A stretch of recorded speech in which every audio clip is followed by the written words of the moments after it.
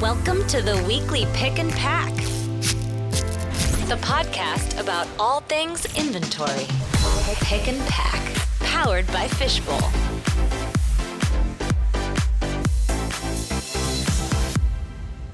Welcome to the weekly Pick and Pack. This is episode 11, and we're still doing this remote thing. So this week we have special guest Russ Graf, and he is with Netstock. So I'll let Russ introduce himself in a minute. We also have Sean, which if you back checker Sean, he has his number 2 appearance on this thing. So got two special guests here. So Russ, go ahead and tell us a little bit about Netstock. You're based out of California, right? Yeah, I'm actually in San Diego as we speak. Good place to be. But I see you and I are fellow Sun Devils. I went to Arizona State University as well. Oh, really? I was in Phoenix for a long time. And moved over to San Diego about 8 or 9 years ago, something like that. So yeah, really enjoying it here.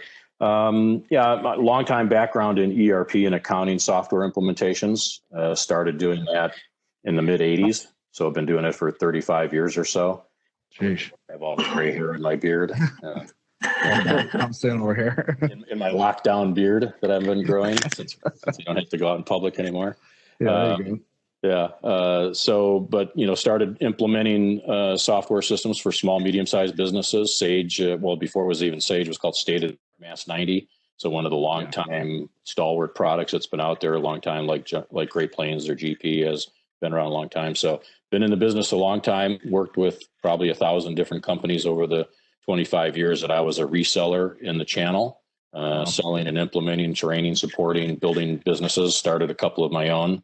To some nice success. So been in that a long time. Then about 10 years ago, left the channel and went and joined Avalara. So that put me on the other side of the desk, if you will. I certainly had sold a lot of Avalara sales tax applications to some of my customers back in the day, got to know them, and decided it was time to kind of try something a little bit different. So I've been on the ISV side, as we're known, independent software vendor or third-party vendor, for about a little over 10 years, Avalara for about 4, and now been with Netstock for about 6, a little over 6. Sheesh, long time in the business. Yeah. So how was that transition to Avalara? Was it different? How was the culture change? Yeah, well, that's an interesting question. I don't know if you follow their stock. They went public about 1.5 years ago, I think, something like that. And so I'm a fortunate and happy shareholder as I left with my options. Very interesting. When I joined, there were probably 100 people, maybe 120 people in the company. Wow. And now there's something like 1,800, something like that. So, I mean, tremendous growth. It was pretty chaotic, pretty loosey-goosey in those early days, but it was a lot of fun, a very fun culture. If you remember those guys at all from back in the day at trade shows and so forth, they were always ones with the margarita machine. See them. I visited Avalara a couple months ago, and they have like a tiki lounge in their offices. Yeah. And everybody's branded in orange. You have to wear orange everywhere and all that kind of stuff. So great company to work for. It was a lot of fun. Learned a lot. The nice thing was I was able to leverage all the relationships that I had built in the channel, because now I was selling through the channel. So a lot of the folks that I was working with were people that were peers of mine, had known for 10, 15 years or more. So it was really a comfortable transition. It was pretty easy. And it was the first time I was working from home, which is, of course, a current topic now for a lot of us. So I've actually been at the home work environment now over 10 years. So really comfortable and used to it. So it's interesting, but I didn't like it at first, right? The first 6 months or so, I was used to being very social when I was running my own business, and always had an open door policy, and a couple times a day would always get up and walk around to the different desks and cubicles and see how everybody was doing and all that kind of thing. So for me to be sitting at my desk and just working the phones and email for the first 6 months, I really disliked it. And then I learned how to love it. That's a transition a lot of our guys are going through now. And I was Sean. I came in the office today. Sean's at home. But you probably had, at least you didn't have there's a webcam shortage now about 8 weeks out. So at least you had all your equipment before. Yeah, and our company has always been completely virtual. We're about a 10-year-old firm now, and I don't know that we've ever had an office anywhere in the world. We're a global company. And so we've always just used Slack and Zoom and products like that to collaborate. And just the nature of our business. That's nice. Transition was probably really easy. Really for us.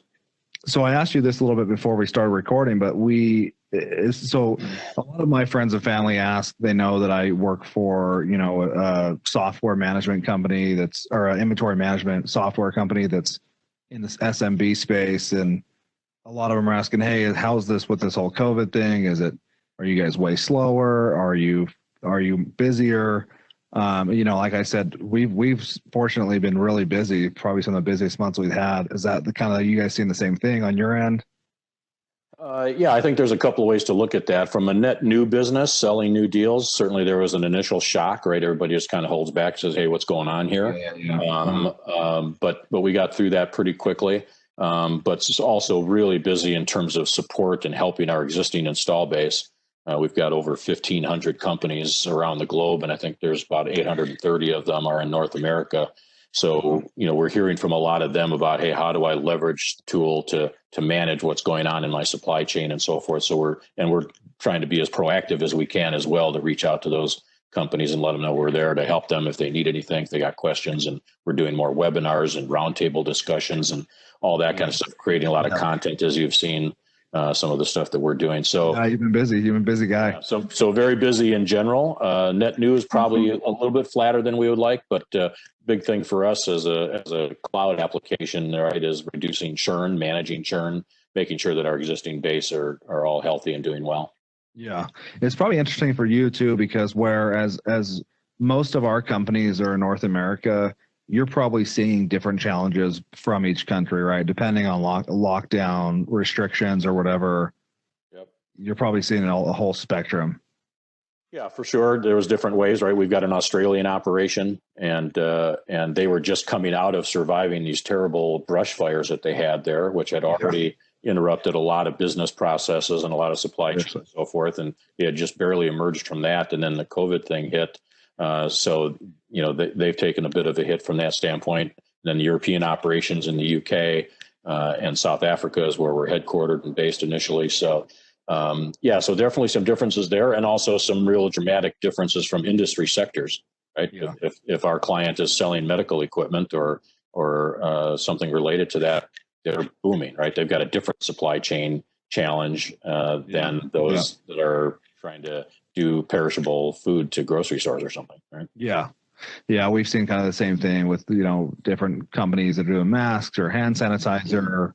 They're kind of having a heyday, just trying to catch up, right? And so, but it's also interesting, like as you already mentioned, the existing customers is the same thing with us, where you have people who, people buy software, and it's the same thing with me. Sometimes I'll download an app or I'll sign up for something and not really use it, and until it becomes necessary. And now they're like, crap, I need to probably learn how to use this the right way, right? So the same thing for us, where we have a lot of customers saying, hey, wait a minute, I probably should have got trained on this. Now we actually need to manage cash flow way more strictly. Right. And I'm sure what you experience as well is it's kind of like peeling away an onion, right? You can leverage the tool at a level of comfort and get by, and everything's good, and I'm comfortable, and I'll leave it at that. Now all of a sudden I get stressed, and gee, is there more that this tool can do for me? Is there more I can get out of the technology investment that I made, and peel away the onion and get a little bit deeper in it and understand some of the intricacies and levers that it can pull and push, right, to make things happen. So there's some of that going on as well. And unfortunately, in some cases with furloughs and layoffs going on, there are some people moving into different roles in the organization that didn't use that tool before. So now all of a sudden I need some education and training and support that I wouldn't have had otherwise. So lots of different moving parts to the equation. Yep. So you guys are remote. So you've always trained virtually then? Correct. Yeah. All of our deployment is done remotely. Got it.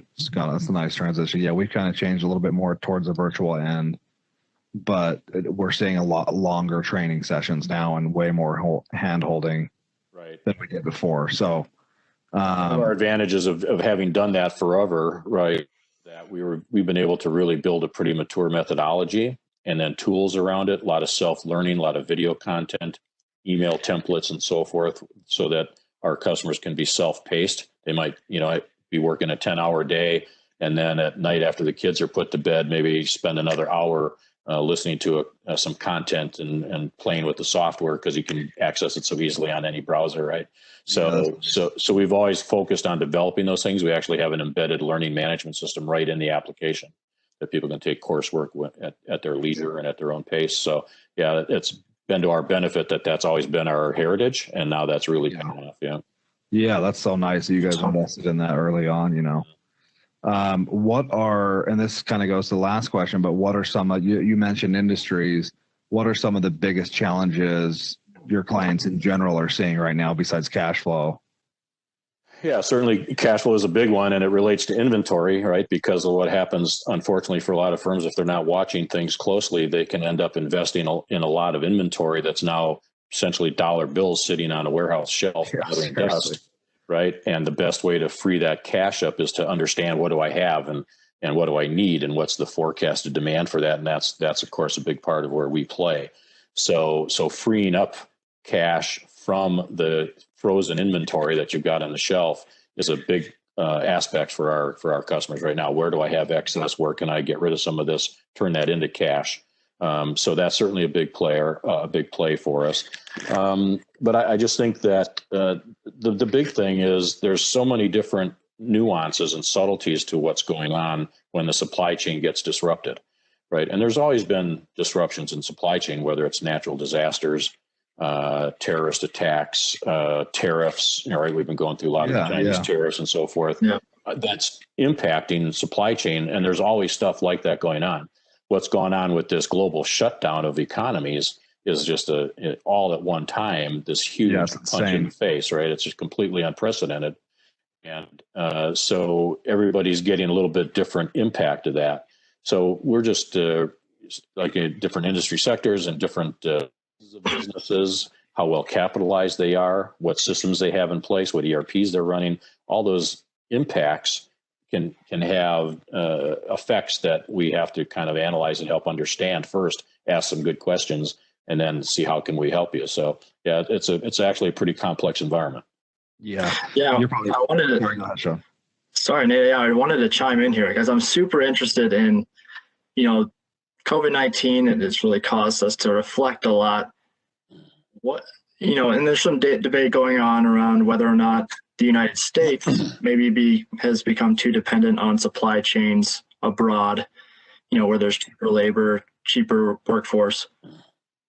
What is your opinion on that? Do you think, companies in the United States may need to rethink their strategy from a supply chain standpoint?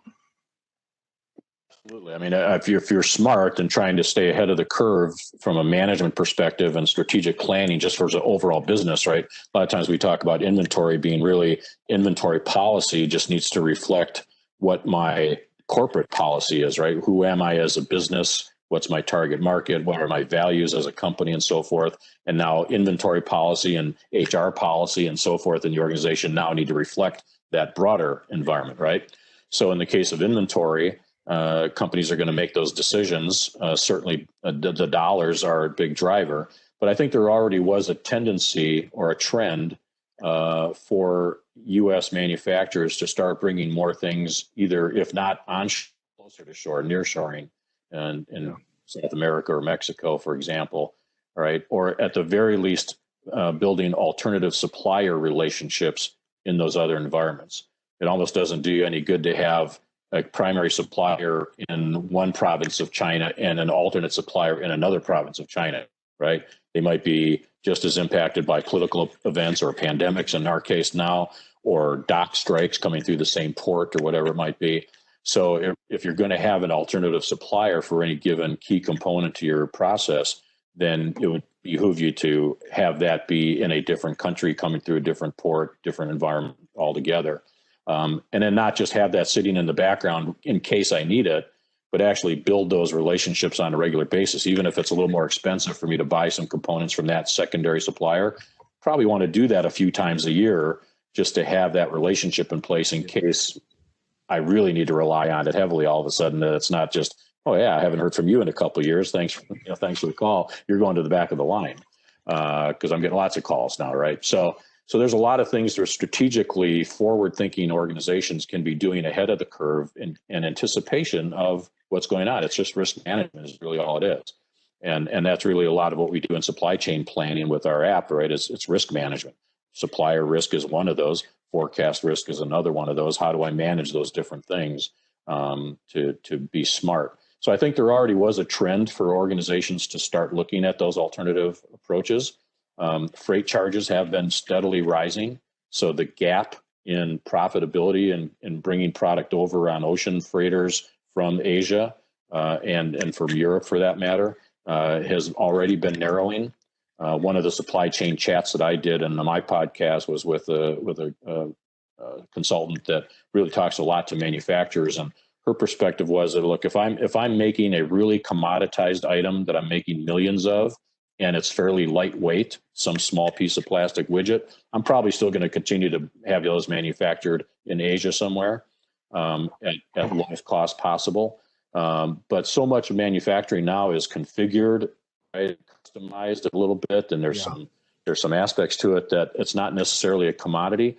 Those are the items I think that are going to start becoming either onshore in the U.S. or closer to us. And I think this just exaggerates what was already starting. Yeah. Yeah, I agree. So as far as what you mentioned, forecasting, so that's one thing you guys in Netstock is really, really good at. How do you take into account what's happening now? Like, are you guys changing the logic behind your forecasting now, or is it just, hey, this is how it's always been, and then now it's just helping people even more? Yeah, good question. The logic itself in the items don't need to change, but there are some other parameters and levers that we can tweak, right, to manage things tighter. How often do I buy an item, what we call a replenishment cycle? How much safety stock we need to have to manage risk factors. Cash flow decisions that, as you discussed earlier, right? How I want to manage those things. So there's a number of different levers that we can manage that still let the algorithms do what they do. The math is the math. And they will look at historical patterns and future demand and apply the right math. But there's other things that we can tweak and work with to make that more efficient for folks. Have you seen people now using your forecasting tool a lot more since this whole thing has started?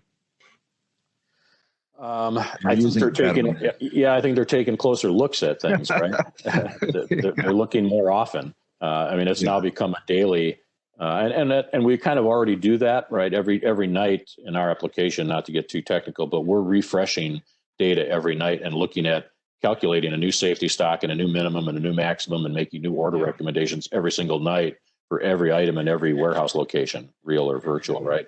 So the data's there. I think what we're seeing is our customers are paying more regular attention to that every day because things can change so dramatically, right? An order, a PO that I had issued that I was expecting to come in next week, all of a sudden gets canceled, right? There's like 30% of purchase orders are being canceled today. I know, it's crazy. Even with Amazon, you can't get something in 6 weeks. It's so crazy. Yep. So I think that's what's really happening is the system's always been doing what it does, but people are paying closer attention to that on a daily basis. If you've seen our app, we've got that dashboard, right? Yep. And the dashboard really can now alert me very quickly. Hey, something went crazy yesterday. I need to react to it today. Yeah. Do you think this, so one of the questions Sean and I had was after this whole, pandemic or whatever you want to call it, what do you think will change when it comes to demand planning, supply chain? Do you think it'll now be basically because people have to pay attention to, you think their habits will change? Do you think they'll forget quickly? Yeah, I don't think they'll forget quickly. This is going to leave a scar for a long time. I think there's a couple, it depends on one of the presentations that we do sometimes at conferences. We talk about the maturity cycle, where a company is in their maturity cycle and understanding the planning process, right? And you could be a very immature process, very manual. The buyer planner goes out in the warehouse every day with a pen and paper and writes down where there's empty bins, right? It could be as minimalist as that, all the way to extremely sophisticated systems. And so everybody's in a different place on that spectrum. Yeah. Right. So what we try to encourage people to do is understand where you are in that cycle and how do I get from where I am to the next step. Don't worry about getting 5 steps down the road. Take me to the next step. Right. And so for a lot of folks, they're using spreadsheets today to try to manage. They're dumping data from QuickBooks and Fishbowl and trying to run reports and put stuff in Excel and run macros and all this stuff. And in a stable environment, you might be able to get by with that better than you might think. though it'll never be a best practices model. Again, we talked about that comfort level before, right? I might have a comfort level with that. In today's environment, those are breaking, right? Those systems are stressed to where they're breaking. They no longer work. And so those people that are on spreadsheet environments, I think, are learning, okay, that didn't manage my risk very well. I need to get to a different platform, a different way of managing that. But we also all talk about that there's really three components here, right? There's people, processes, and technology. So what we do, what you and I do, is just one piece of that. It's the technology piece. But that doesn't live in a vacuum. I've got to have people trained properly. I've got to have processes that make sense and that are maximized and everybody understands and follows the process properly and so forth. So it takes management and leadership in an organization. And then we're just a tool to help facilitate those other parts of the equation. So I think, people aren't going to forget. I think they're going to see that when these stresses are causing and promoting and showing flaws and breaking the processes, what are we going to do? Because there will be, hopefully, God forbid, another pandemic. It won't be that, but there'll be other disruptions, right? Yeah, Again, sure. there'll be natural disasters or whatever that impact our supply chain. We have to be better prepared, and I think there's a lot of learning going on right now. Yeah. I mean, I think now at least people are more aware of it, and kind of what we've seen as well is people are actually taking it seriously, and the people that are coming off of spreadsheets, maybe they didn't want to use the investment or take that spending it. I mean, it's like when your water heater breaks, Right. It's now, you got to buy one. So, right. You got water flooding. Yeah. So, yeah. I mean, think of all the different systems that we live with every day, right? What's in the news now is healthcare systems, right? Why did we do all this social distancing in the first place? Was to what they are calling flattening the curve, right? What was that about? That was about not breaking the healthcare system. Yeah. If I flatten the curve, I now have a healthcare system that can accommodate the flow of ill people and manage it properly. If we didn't do that, system breaks, right? HVAC systems, right? If you got 30 days in a row of 110 degree heat, if your system is not well oiled and maintained and ready to go, it's going to break. Yeah, that's ASU temperatures right there, man. Exactly. Remember that? Yeah, they had some last week, I saw. Yeah, it's bad. Yeah. So all systems have the potential to break if they're stressed. Yep. Another question I had, or sorry, Sean, did I cut you off there? No, I was going to ask Russ, with our main clientele are those SMBs, those small businesses. Just curious what your thoughts are as far as in the current environment, what are some easy, actionable tips that you might have for them when they're trying to navigate this time right now? Because I know a lot of our customers are hurting. Some of them are hurting for good reasons. They have so much demand they don't know what to do. And then there's others that demand has, gone away. So I was curious, what are your thoughts on, some quick tips for these businesses? Yeah. Well, again, in either way, whether it's for over demand or under demand, right, that's still, it's a change, it's stress, it's impacting how we do business every day. And that's why I've been doing some of these supply chain chats that I've done with some of these other experts to kind of pick their brain. And one of probably the overriding theme that works for anybody and doesn't cost you anything, which is great, is really focus on your communication. You really need to understand from your customers what they're experiencing, right? And their customers' perhaps downstream. If I'm selling to distributors, that they're selling to retailers, hey guys, what are you hearing from your customers that are going to impact and help me plan ahead and position myself to be of most value, right? Because distributors want to be value add, right? It's not just a widget, right? It's how can I service you and help you be successful as a business. So communication downstream in the supply chain, and then communication upstream in the supply chain, not only my supplier, but maybe the supplier. How do I have communication and understanding for what's going on in that whole environment? Really simple to do. One of the guys I'd interviewed just says, pick up the darn phone, right? Get on the phone, talk to your folks, have a conversation. Hey, what are you experiencing? What are you anticipating? What can I do to help you meet that unusual situation that you're going through? So that's number one. Just communicate, and then communicate some more. That's a big one. And then I think secondly, you really do need to look at that people and process and technology. Look at all three of those components. do I have the right people in the right place? Are they properly trained? And do I have right processes in place? And have I given them the best tools to do the job? I heard somebody the other day talking about how, we give our sales teams a CRM system and all kinds of sales tools. We give our accounting folks all kinds of financial planning and business intelligence tools and modeling tools and general ledgers with all kinds of functionality. And then we give our warehouse guy a pad and paper or a spreadsheet. It's just not fair, right? So I think it's reasonable to take a look at all those different components and say, have I thought of all three of those components successful system in managing my inventory? And then third is going back and having that broader policy discussion. Who are we? What are we going to be? Do we want to be best in class in this area or for this market and so forth? I think this is a great time to step back and think about who are you as an organization? What are your values? What are your goals? Where are you going? And what strategies do I need to have to get there?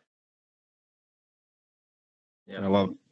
Yeah, was one of the good things that kind of the silver lining in all this is people, especially the ones that have slowed down a bit. Now they have the time to finally implement a system, right? Like our systems, or even just reevaluate the process, like you're talking about. Where before they're so busy they don't even have half a day to take a step back. So now they're like, all right, now we have time to kind of, repair the stuff that was broken. Let's fix it. Why we have a slow moment. And so, and there are so many people, firms and universities and so forth that are offering education now. Right. Yeah. Hey, now's a great time. I think LinkedIn is doing some things, and other entities are saying, hey, while you've got some downtime and things are a little bit slower, this is a great opportunity for you to learn some new stuff. Right. Yeah. Take that class that you've always wanted and dive into something deeper. So I think that's a great use of our time as well right now. Yeah. Yeah, exactly. I definitely agree. Well, Sean, did you have any more questions? No, I think this is good. I think it was a great podcast for all those SMBs out there that are struggling to figure out what to do with their forecasting and demand planning. So I appreciate Russ for coming on. We've been working with Russ and Netstock for kind of over the last year. We've been in communication with each other. Yep. So I was working with some of your partners before that. We've got a number of existing joint customers, probably a dozen or so, something like that are using our tools. So yeah, I really appreciate the opportunity to chat with you a little bit about it. I mean, I think it's a really good relationship between the two of us, right? What you guys do and help your customers accomplish in terms of managing the physical inventory and the flows and the transactions, the ins and outs, whether it's placing orders and shipping or receiving orders and docking that stuff and tracking all that. That's critically important. And then for us to take that great data, now that accuracy and timeliness of the data, and now be able to do some analytics around it and make recommendations. It's really a great hand in glove type of pairing. So we're excited to be part of the Fishbowl environment and ecosystem, and looking forward to doing some good things with you guys. Really appreciate the opportunity. Yeah. Tell our listeners where they can learn more about Netstock. Is it website best? Is there? Yeah, I think the website is a really good way to start. Netstock.co. It's not .com. So just all one word, netstock.co. And there's some really good content out there, some video content and success stories, and some pretty good feel for what we do and how we do it. And there's plenty of opportunity on there to contact us for more information or request a demo or whatever. All that can be done on the website. So I think that's a great starting point. Okay, perfect. And if you're not following Russ on LinkedIn, he's got awesome supply chain chats. I've been following those. So and more to come. We got a couple coming. To learn. Awesome. Yeah. All right. Well, thanks for joining us, and thanks for throwing us together, Sean. And you guys have a good one. Thanks. You too. Take care. Thanks, guys. All right. See you later.